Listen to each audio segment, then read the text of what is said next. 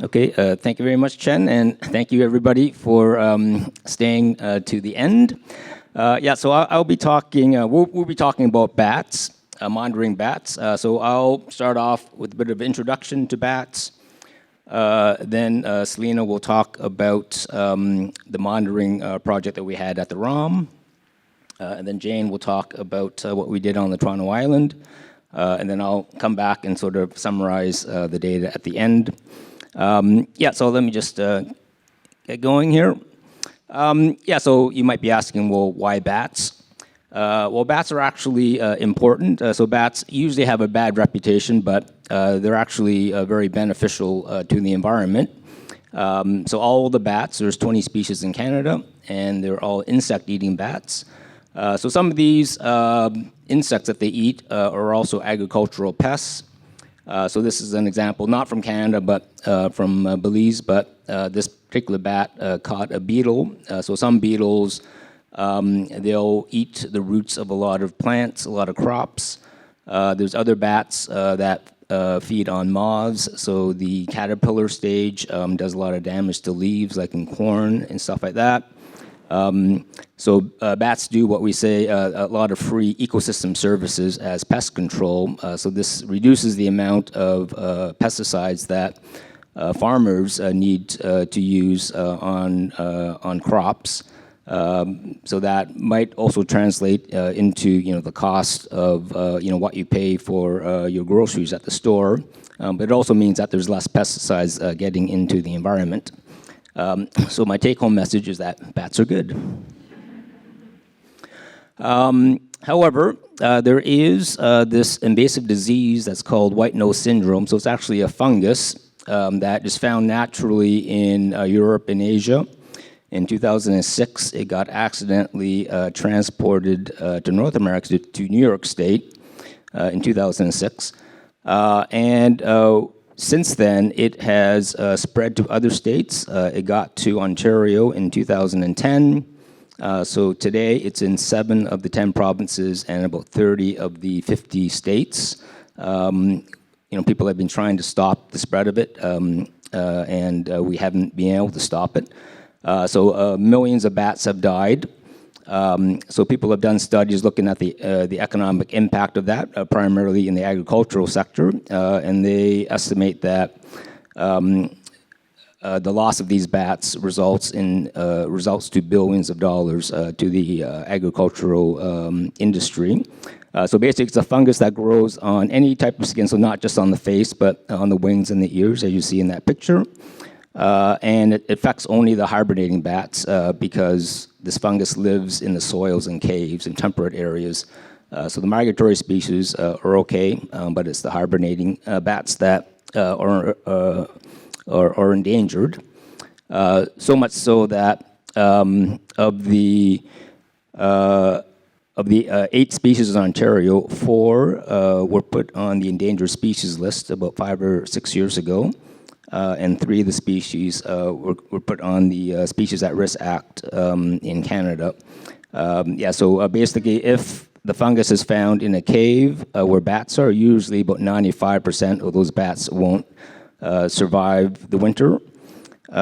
So the fungus doesn't actually kill the bats themselves, but it changes their behavior. So when they should be hibernating, saving their fat reserves until the springtime when the insects come back, their food.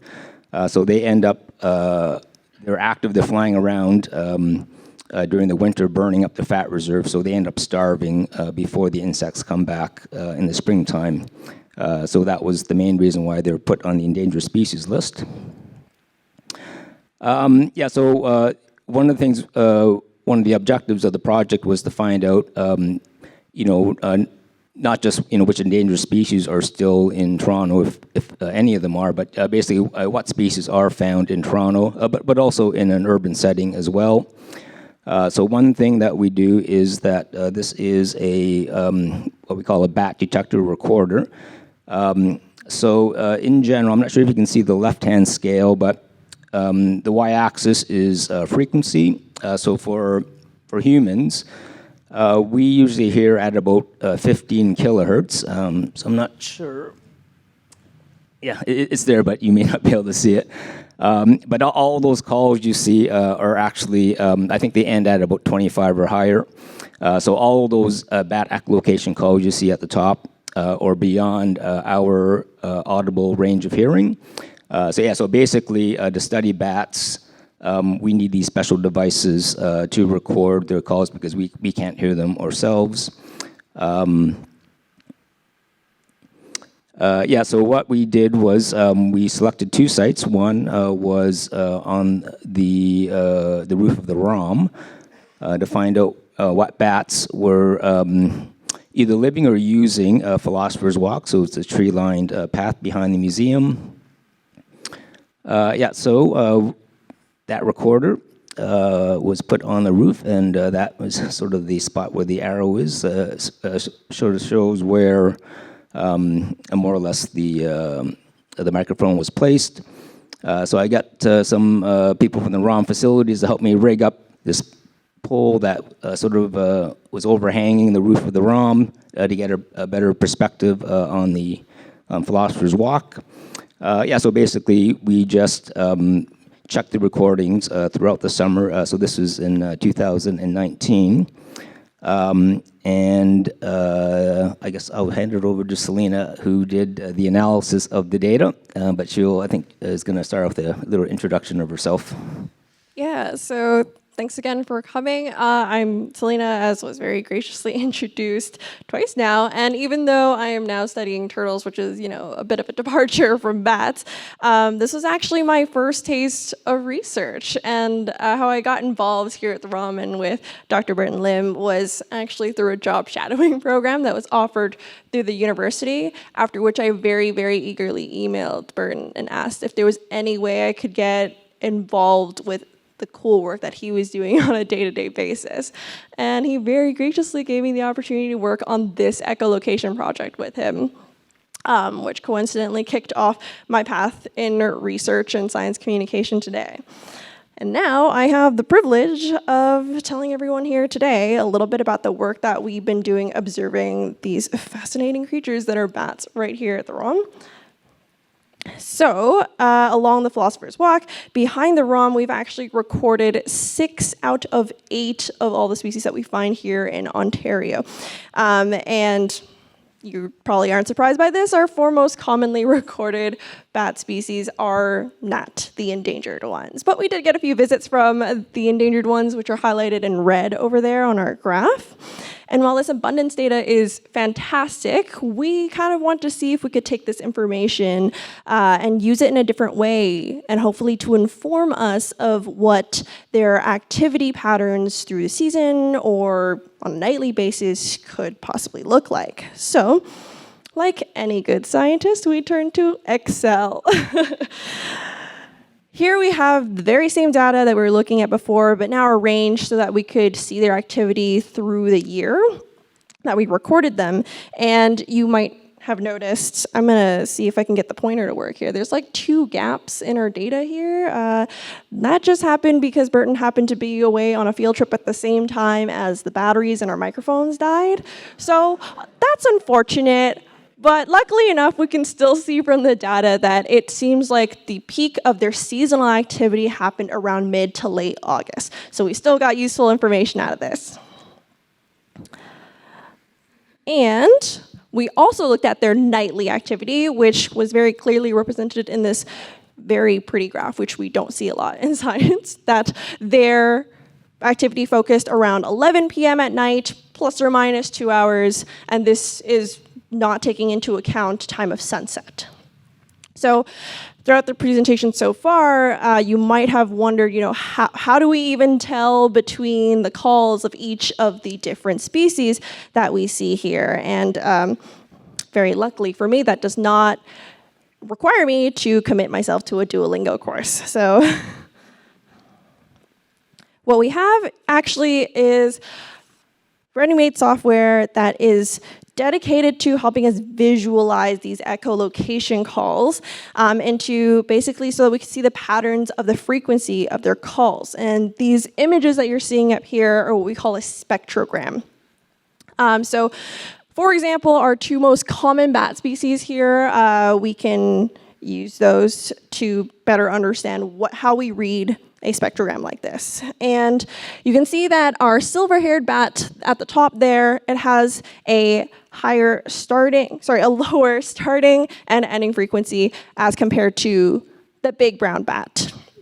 Now, these do represent some of our cleanest or most ideal looking call samples, and there's still a ton of overlap between their frequency ranges. So this is where we call on a little bit more information to help us with identification between our bat species, and that is the call durations. So you can see that the silver-haired bat has a call duration that lasts about 20 milliseconds compared to the much shorter call duration of the big brown bat, which is only about 5 milliseconds. So with the knowledge now that we can, tell apart the different species and theoretically filter them out, we wanted to take a look at what some of our rare visitors' activity patterns look like. There we go. So let's take a look at the example of the tricolored bat. Now, this is one of our endangered species of Ontario, and we can see that there was 0 recorded calls for this species until August. And this can be an indication to us that very likely this species' peak seasonal activity times happen probably later in the summer, maybe even closer to early fall as compared to our larger aggregate data, their other bats. And if we look at their nightly activity, we also see some differences where they're actually active earlier in the evening and later at night as compared to the common bat species we were looking at before. And if we continue to look at the calls of the tricolored bat, we can see that its call frequency ends at a much higher place than some of the common bats that we were looking at before. And we've added yet another example of the little brown bat, which is also one of our rare species that has the highest frequency of call range that we've seen in any of our examples so far. So I'm kind of hoping that after seeing all of these examples of calls that you're wondering, why go to all this effort of having all these wildly different call frequencies and call durations? And while there are many very good reasons, I invite you to think about what could possibly be the simplest explanation. So if everybody in this auditorium suddenly depended on screaming in order to see what was going on in front of them, how do you tell the difference between your own scream versus your neighbor's scream? And so quite simply, the answer is that a unique voice print helps these bats recognize the sounds that they're trying to look for to find out, where is that yummy bug that I'm looking for, or where is my other friend of my species? So that's why they have all these very unique calls that make it very convenient for us to tell them apart. So with that, I'm going to pass the presentation on to Jane here, who will hopefully give you a closer to home perspective on these fantastic creatures. Thank you. So, what you're seeing here is an approach to Toronto Island, and the residents of Wards and Algonquin Island live on the Toronto Island Residential Community Trust, which is one of Canada's most interesting land trusts. And we have many, many communities and committees on Toronto Island, and the Stewardship Committee particularly was interested in trying to have some education around how we live in an 820-acre park with wild animals. So through some connections, I ended up emailing Dr. Lim, and that's how we started thinking about bats in the Belfry. And I was hoping Dr. Lim would have his mask with him, because this was in the summer of 21 when we had lots of pandemic issues in place. And I said, how am I going to recognize you? And he came off the boat with a fabulous bat mask on. So it was easy to recognize him. And he also has a great white bike. I can't remember your road bike. Very nice. Anyway, so, hello. Oops, that's the pointer. How do I get, you change it, thanks. So On Toronto Island, there were 3 churches. Toronto Island had many, many more residents up until the 1950s. And there were 3 churches, 2 Anglican, 1 Roman Catholic. And this is a picture of St. Andrew by the Lake it says, doesn't it, 1888? I was going to say the 1890s. So it was actually on the lake, on Lake Ontario at that time, and next door to it is the bishop's cottage. So the bishop, whose name was Sweatman, became Bishop of Toronto, actually, got the church built, and that's his cottage, which he called Happy-Go-Lucky. And it's the green button. Okay, so in 1959, it's too long a story. If you really want a great history about Toronto Island, it's really an incredible story about politics mostly and many other things, land use. As the population changed, the one remaining church, St. Andrew's, was cut apart into either 2 or 3 pieces, we don't know, and moved to its present location, which is by a lagoon. And so there you see it. This is where the Belfry part of the presentation comes into the story.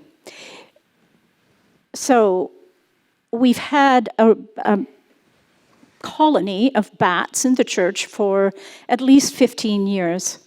And so what do we do with these bats, and how do they interact with us? Because it's, at one point, for instance, we had the bicycle opera project there, and although the bats don't normally fly in the church during the day, they loved the soprano. And there she was with this bat flying about. She was good about it. She just kept on singing.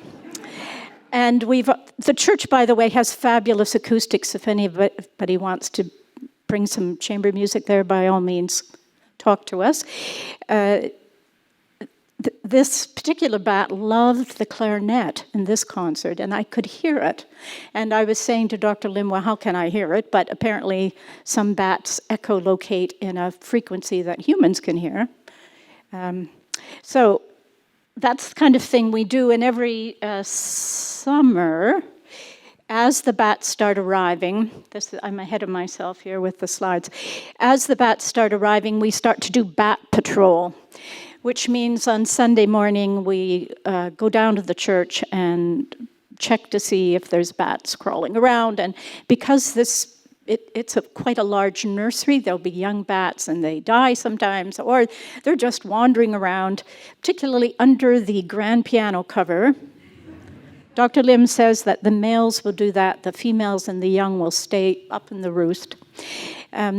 So we'll do the bat patrol and try to clean it up, because although bats are good, they startle people and they frighten other people. So in the summer of 21, here we are with the bat microphone in the tree there. And it's and there's another one. There's a much bigger population, and you'll hear Selena talk about this, in and around the church. There are some mature cottonwoods and poplars, willows. Those are the kinds of trees that do well in sandy soil with a high water table. And there's lots around the church. And they do like the dark inside of the church, so that's why we have them. So this was one of the locations of the bat microphone. And as I've said in an email to the community, my job is to hold the ladder mostly. I am not an academic, so... and that's a delimbed ash tree that the city's trying to control the green ash borer. And it did mean I had some panicked phone calls with Weller Tree Services saying, are you going to cut that tree down because there's a bat monitor in it? And they said, oh, what? In the tree? Anyway, so that's the story of why that tree it's been delimbed. It's still in place in its unleafy state. What else have we got? And another location for the bat monitor. So I just wanted to end, I think, by saying if the ROM can do more outreach like this, that would be fabulous. I've really enjoyed learning about the bats, and we can encourage people to live easily with wild animals. Good. Thanks. Okay, so now I'll just quickly summarize. I'm assuming our time is probably getting close to being finished up. So again, yeah, we just analyzed the data similar to what we did at the ROM. So this is the abundance data, but hopefully you'll notice compared to over the ROM, the microfilm there, there's one species on the Toronto Island that was a lot more abundant than all the other species. So that's the big brown bat. But you can also notice the numbers. So we had almost 16,000 recordings. Over the ROM, I think the big brown bat had maybe 1,000. So obviously, that's not too surprising because we already knew that the Belfry had a high concentration of bats or recorded was near. So these results weren't too surprising, but it just confirmed that there was a big colony of big brown bats in the Belfry of the church. But on the island, we actually recorded all 8 species of bats that are found in Ontario. They're all found on the Toronto Island, including the 4 endangered species. So not a lot of those individuals, but they are all recorded on the island. This looks at the seasonal activity. So again, so we only started doing this at the in 2021, so the middle of August. So again, just based on this sort of abbreviated data, most of the activity was in August, but then there was a gradual decline into the fall. So basically the bats were starting to leave the Belfry to go to their hibernation cave. But you also notice that the nightly activity is a little bit different than what we saw for over the ROM. So here we see that there's actually a second peak just before sunrise. So again, this bat activity was different than what we saw by the ROM. And just quickly summarizing, so this is the hoary bat. So this is one of the migratory species. This in Ontario is the lowest echolocating, the lowest frequency of echolocation of the 8 species in Ontario. So this one ends at just above 20 kilohertz, which you remember is sort of the upper range of human hearing. So if you have very, very sensitive hearing or children have a better hearing than adults. Adults, we start slowly losing our hearing as we get older. So kids, they can usually hear up to 20. So it's possible that they might be able to hear some of these hoary bats. This is a red bat. This is another migratory species. So again, a different seasonal activity pattern that we saw before. So there are just sort of these 2 mysterious peaks in August. But you can see it's fairly steady, so it's possible that there were, this is the migratory species, so it's possible that there are some red bats that were living further north in Ontario, so they had started their migration earlier than the ones in Toronto. So this might, I don't know, I'm just sort of guessing at this point, this might represent 2 sort of waves of migration of other populations of red bats going south. But you can see that there's a steady sort of resident population of red bats that were on the island. And the red bat also had a slightly different nightly activity pattern. So here, the peak was actually later in the evening. So it had the early evening peak at about 8 p.m., but then it had an even higher activity pattern after that. So again, that's a little bit different than what we saw before. And this is what the red bat echolocation call looks like. So again, this one started relatively high and ends off relatively high as well at 38 kilohertz. Okay, so now I'll just sort of summarize what we did looking at some of the data.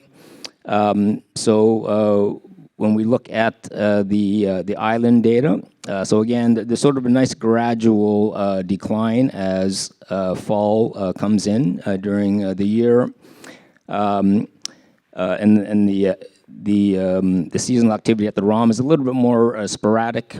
So I think that's because on the island we had that nice source of a roost site in the church belfry.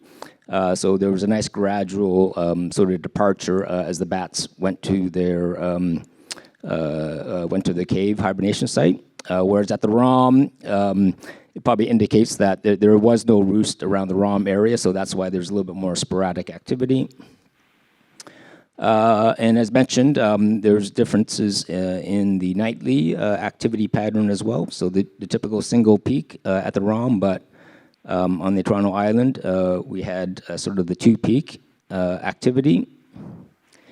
And again, for abundance, so the Toronto Islands had the big brown bat much more common than the others. So again, indication that there's probably no roost site near where the ROM is. So Philosopher's Walk is probably just being used as a flyway, probably to get to like probably Queen's Park, where there's a lot more trees and a lot more insects.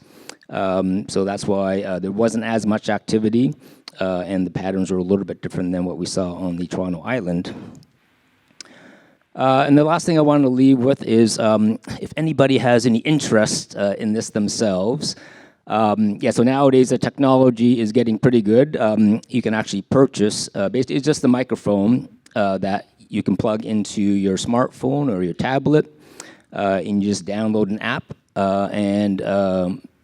so the average person can actually analyze the data just, like we had analyzed the data. So just an indication that, we're getting into sort of the realm of citizen science. So people can now, find out, that, in an urban setting, there's more wildlife than just, a raccoon going through your garbage. There's actually bats, and a lot of people may not realize that they might have endangered species flying around at night in their backyard. So just an encouragement or enticement for people to get more involved with sort of wildlife, nature, because you can also see a lot of nature and wildlife in the city as well. Thank you.